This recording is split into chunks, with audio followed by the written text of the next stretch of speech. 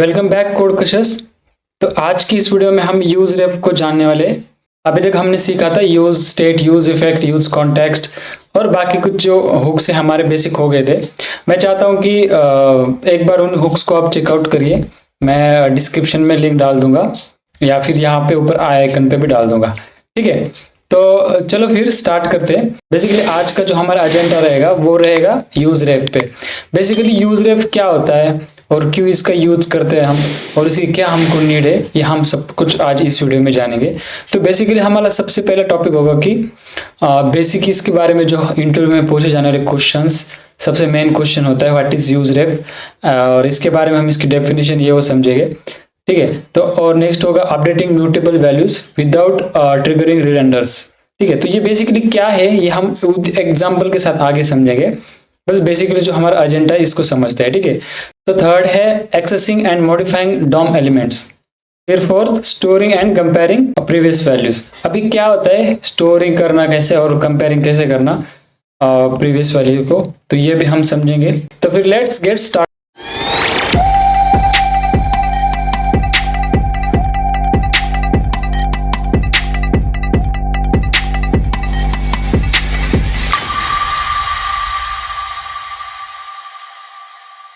तो देखिए पहले से बेसिकली मैंने यहाँ पे एक एग्जांपल भी दिया हूँ यहाँ पे, और ये जो एग्जांपल है हम इसको बाय कोड में भी समझेंगे बेसिकली क्या होता है। तो अब हम यहाँ पे इसको थोड़ा सा समझते हैं। देखिए what is use ref hook in React JS, ये जो क्वेश्चन है बहुत बार पूछा जाता है इंटरव्यू में। ठीक है, इंटरव्यू का स्टार्ट होता है तो सबसे पहले आपको क्वेश्चन ये पूछा जाएगा कि what is use ref hook and इसका यूज क्या होता है, वो बता सबको। सबसे पहले आपको ये क्वेश्चन पूछा जाएगा। तो इसकी सिंपल जो डेफिनेशन है आप इतना याद रखिए।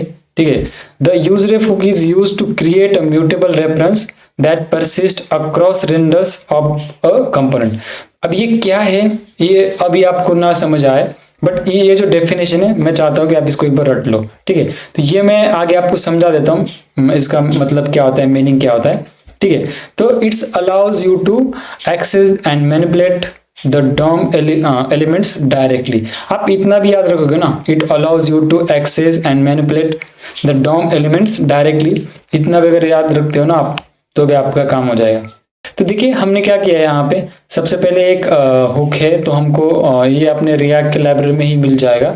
यहाँ से बस हमको क्या करना है, इसको इंपोर्ट करना है और इस कोड को थोड़ा बेसिकली समझते हैं। ठीक है, तो मैंने पिछले वीडियो में बताया था कि जो हुक्स होते हैं वो बस फंक्शनल कंपोनेंट में ही काम करते हैं। ठीक है, तो मैं चाहता हूँ कि आप पिछली वीडियोस को एक बार चेकआउट करिए। अच्छा ठीक है, इसका हमको अगर यूज करना है तो हम क्या करते हैं, एक ऑब्जेक्ट है। ठीक है, और एक ऑब्जेक्ट ही रिटर्न करता है ये। अभी क्या रिटर्न करता है कैसे करता है ये हम कोड में समझेंगे। तो बेसिकली हम इसके बारे में समझते हैं। और सेकंड हमारा जो ये था म्यूटेबल वैल्यूज। म्यूटेबल वैल्यू मतलब क्या होता है कि जो अक्रॉस रेंडर के टाइम या एग्जीक्यूशन के टाइम जो चेंज होती है उन वैल्यूज को हम क्या करते हैं म्यूटेबल, और इम्यूटेबल होती है उनको क्या बोलते हैं हम कि जो वो कभी चेंज नहीं होती है। ठीक है, तो म्यूटेबल जिसको हम चेंज कर सकते हैं। ठीक है, तब चेंज कर सकते हैं मतलब कैसा कि इसको भी कैसा है ये भी हम समझा देंगे। बेसिकली अब यहाँ पे ये देखिए ये जो पूरा कोड है ना, मैं इसको एग्जीक्यूट मतलब इसको रन करके मैं आपको समझा दूंगा और बता दूंगा कि बेसिकली क्या होता है। तो बस मैंने अभी यहाँ पे ये कोड है इसको मैंने यहाँ पे डाल दिया है, तो आप इसका स्क्रीनशॉट ले लो। मैंने इसको ऐसा क्यों किया कि एज ए नोट्स आपको हो जाए इस वजह से। ठीक है, तो इसका आप स्क्रीनशॉट भी ले सकते हो। ये जो प्रीवियस स्लाइड थी इसका भी आप स्क्रीनशॉट ले सकते हो, यहाँ पे इसकी डेफिनेशन है, या फिर आप इसको लिख के लीजिए और उसका एग्जाम्पल के साथ मैंने इसको यहाँ पे इसका कोड डाला है। ये जो कोड है हम इसको VS कोड में अच्छी तरह से समझेंगे, इसको एग्जीक्यूट करके भी हम देखेंगे। ठीक है, तो अब देखिए म्यूटेबल वैल्यू क्या होता है कि updating mutable values without triggering rerenders. तो रिरेंडर मतलब क्या होता है कि जब भी कोई ऑन चेंज या ऑन क्लिक पे कोई भी फंक्शन पे या कोई कंपोनेंट में कोई चेंज हो जाता है तो उस टाइम हम वैल्यू हम इसकी चेंज करवा सकते हैं, या हम अगर चाहते हैं कि उस टाइम चेंज ना हो तो ये भी हम करवा सकते हैं।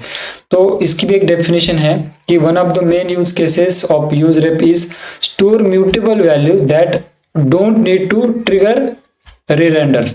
तो ऐसी वैल्यूज जैसे कि आप यहाँ पे समझे, जब यूज पे क्या होता है कि जब भी कोई जो उसका डिपेंडेंसी एरे होता है उसमें अगर कोई वैल्यू चेंज हो जाती है तो यूज पे क्या करता है, फिर से रीरेंडर करता है। और यहाँ पर और एक बात होती है कि जब हम अगर यही ना दे, डिपेंडेंसी एरे ना दे, तो ये इनफाइनाइट वर्क करता है। तो इसको कैसे रोका जा सकता है मैं ये भी आपको बता देता हूँ, ठीक है। अगर ये हम इसको डिपेंडेंसी एरे निकालेंगे तो ये तो बाद में की बात रही, हम एंड ऑफ दिस वीडियो हम उसको समझेंगे, ठीक है। तो कैसे क्या करना है, तो नेक्स्ट है हमारा यहाँ पे डॉम एलिमेंट्स।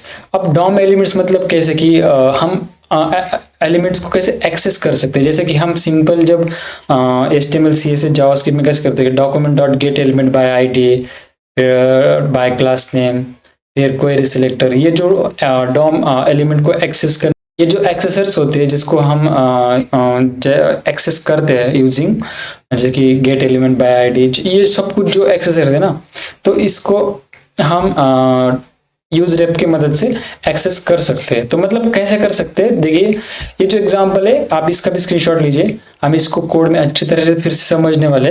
मैं चाहता था कि जो इंटरव्यू की जो आपकी प्रिपरेशन है ये भी हो जाए और उसके साथ आपको एक एग्जाम्पल भी मिल जाए। आप जो नोट्स बनाओगे तो उसमें आपको हेल्प हो जाए, तो इस वजह से मैंने क्या किया, दोनों को एक साथ यहाँ पे दिया है, तो इसका भी आप स्क्रीनशॉट ले लेना, ठीक है।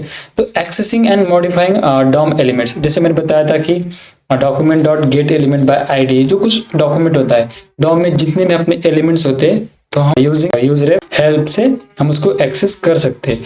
Another important aspect of use ref is its ability to provide a reference to DOM elements. DOM मतलब डॉक्यूमेंट ऑब्जेक्ट मॉडल्स।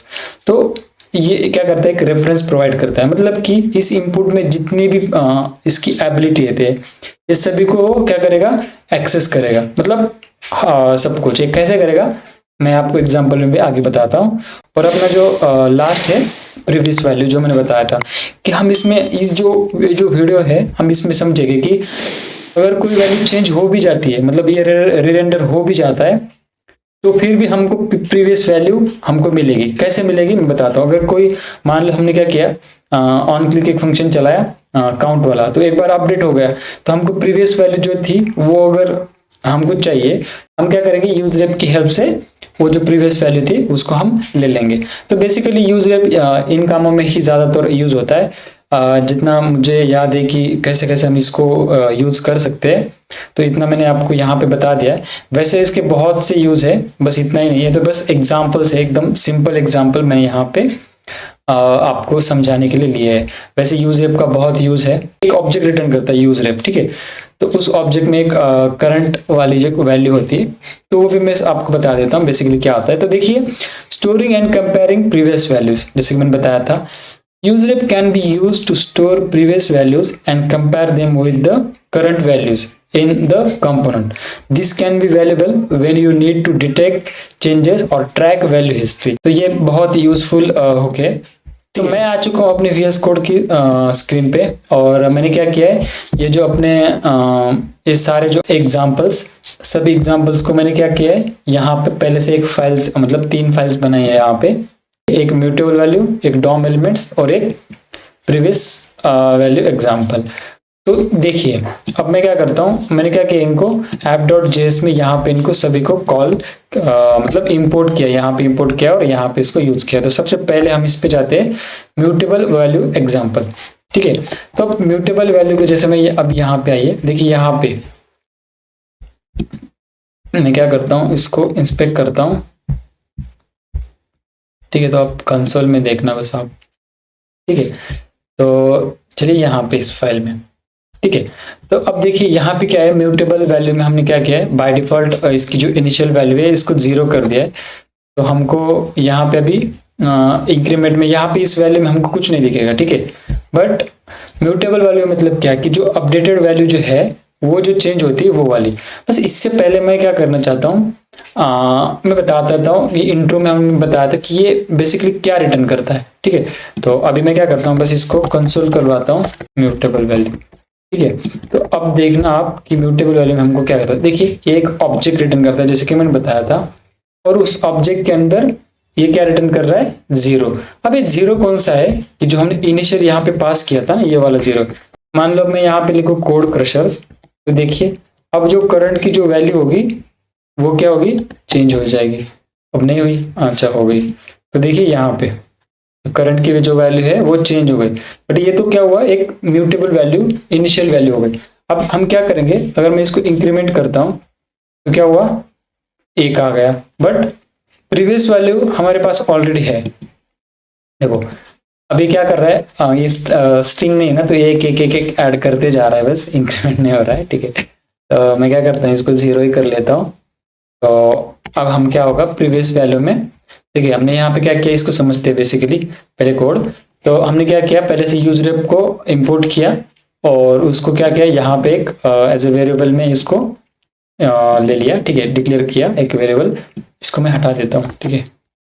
और फिर हमने क्या किया, एक ऑन क्लिक एक फंक्शन किया, और हम क्या कर रहे हैं, वो जो हमारी करंट की जो वैल्यू है उसको हम यहाँ पे अपडेट करवा रहे हैं, मतलब क्या कर रहे हैं, एक से इंक्रीमेंट करवा रहे हैं, ठीक है। ये जो म्यूटेबल वैल्यू है मतलब जो चेंज होगी, ठीक है। मैं इसको क्या करता हूँ, रिलोड करता हूँ और ये इसको मैं हटा देता हूँ, ठीक है। ठीक है, मैं इंक्रीमेंट करूंगा, यहाँ पे कोई रिफ्लेक्ट नहीं होगा, ठीक है।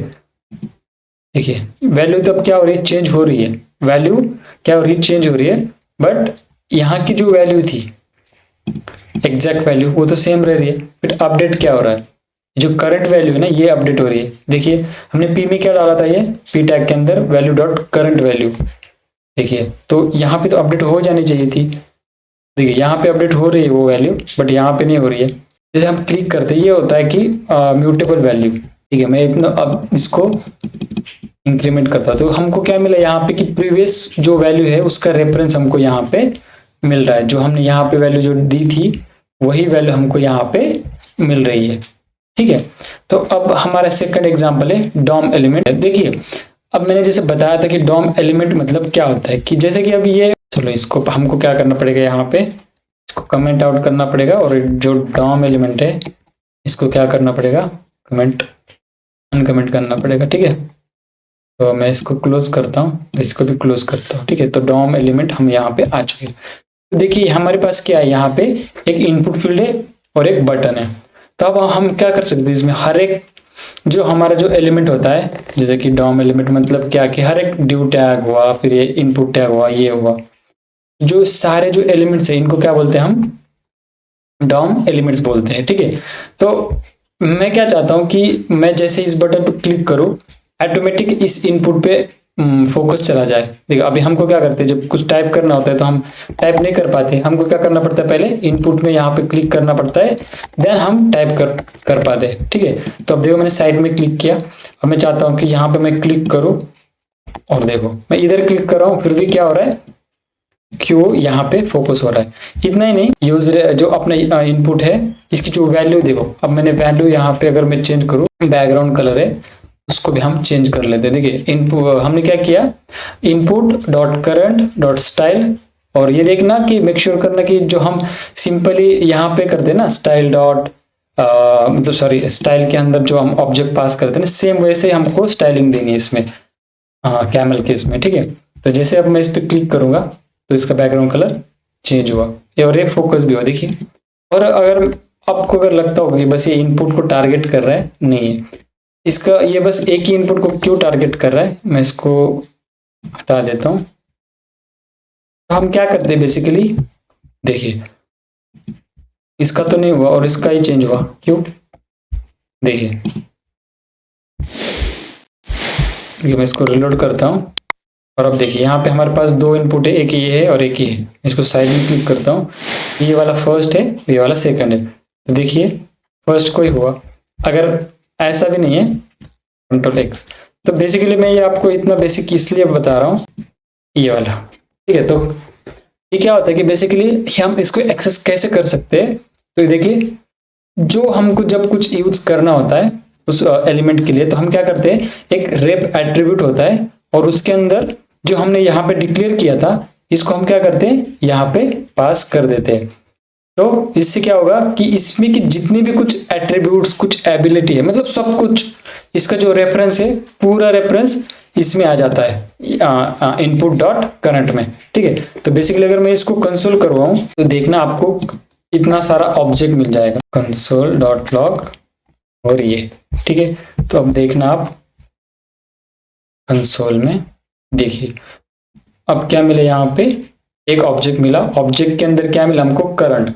और अगर करंट को भी मैं ओपन करता हूं तो देखिए इसमें सब कुछ वैल्यू है, मतलब कि जो इस इनपुट में, ये जो इनपुट में होती है ना, यहाँ पे अगर मैं प्लेस होल्डर देता हूँ, देखिए प्लेस होल्डर, देखिए यहाँ पे जो हमको जितना भी सजेस्ट कर रहा है ना ये फंक्शन हुआ, जो कुछ on click, on play, everything हमको क्या मिला इस इनपुट रैप में हमको यहाँ पे मिला है, एवरीथिंग यहाँ पे मिला है। देखिए अब मैं बताता हूँ ऑन क्लिक वाला भी, देखिए नीचे होगा, देखिए ऑन ड्रैग, ऑन, मतलब सब कुछ, on close, on cut, on copy, सब कुछ फंक्शंस, जो कुछ इसमें की जो कुछ एबिलिटी है ना, सारा का सारा एक ऑब्जेक्ट में हमको क्या मिलता है, ये सारा के सारा हमको ये मिल जाता है यहाँ पे, मतलब उसका रेफरेंस पूरा के पूरा। तो इससे क्या हो गया, हम इसको कैसे एक्सेस कर सकते हैं।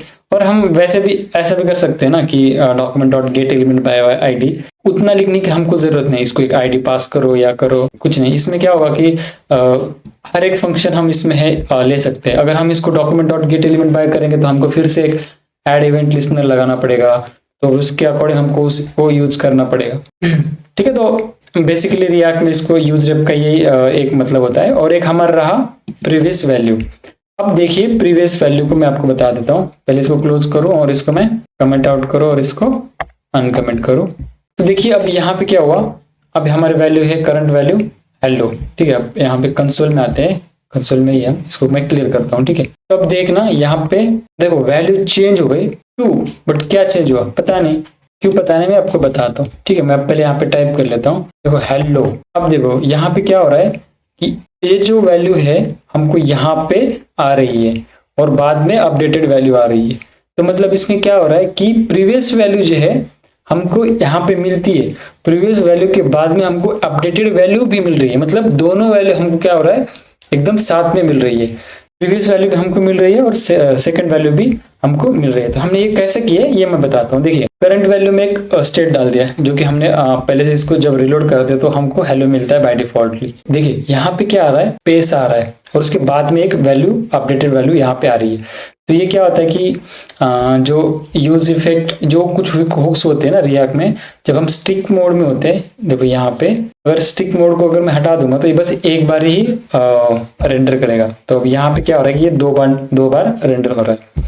तो मैंने ये पिछली वीडियो में बताया था इसके बारे में टिक्स, तो आप एक बार पिछली वीडियो को देख लेना, ठीक है। तो अब यहाँ पे समझते हैं, जैसे ही कंपोनेंट रेंडर होता है, कंपोनेंट माउंट होता है, तो उस टाइम क्या होगा कि फर्स्ट वैल्यू जो ये है यहाँ पे ये वाली आएगी नहीं, क्योंकि अब ये 2 बार रेंडर होना है, तब जाके हेलो वाली वैल्यू आ रही है।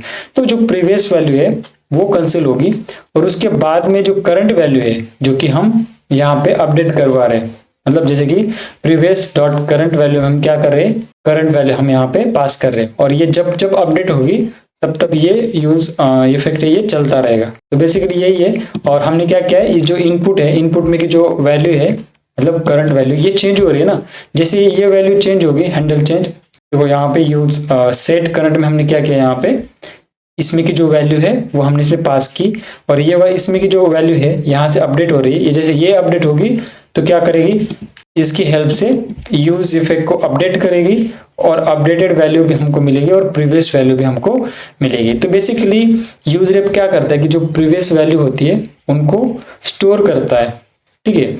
और स्टोर करने के बाद में क्या करता है कि हमको प्रीवियस वैल्यू भी देता है और एक अपडेटेड वैल्यू भी हमको देता है। तो बेसिकली यही है। तो एक बार हम जो डेफिनेशन इसको फिर से एक बार रिवाइज कर लेते हैं। तो देखिए the use ref hook is use to create a mutable reference that persist across renders of a component. It allows you to access and manipulate the DOM elements directly, ठीक है। तो इतना याद रखो आप, मुझे पता है कि ये इतना याद नहीं रहेगा और आपको हुआ भी नहीं होगा अभी, बट एक बार आप लिख के थोड़ा प्रैक्टिस करना, क्योंकि ये बहुत बार इंटरव्यू में क्वेश्चन पूछा जाता है।